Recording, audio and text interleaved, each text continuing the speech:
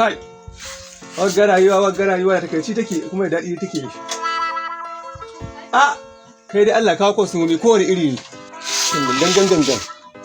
Rikoda ya yi kuɗi, turka shi. Wai ruwa sharalle kenan.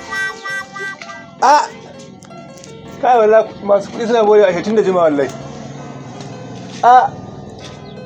Amma ya nake ganin kama abokina ne.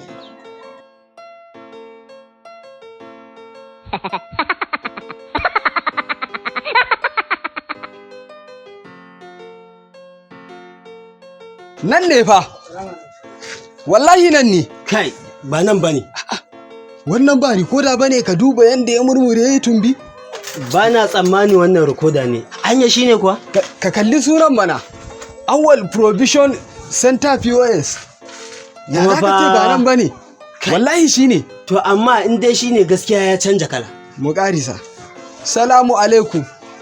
Wa alaikum salam. Salamu alaikum. Ya alat. Allah sa da shi ne, don wallahi in ba shi wani ubanmu za mu ci. Shi ne da ka tashi zagi na sai ka ce na tumbi, gidan uban waye tumbi.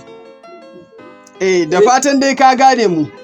Wannan shi ne kiyashi na can ƙauye, ni ne ɗan magajiya wanda ka baro mu daga can ƙauye.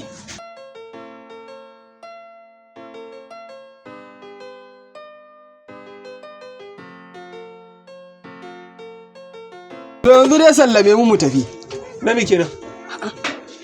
Wai nami kenan. Ni wallahi kun san me yake faruwa ma. Me kake so ka yi? Ganin kuma ne kwata-kwata wallahi tallafi ban yi farin ciki ba. Me kake so ka yi?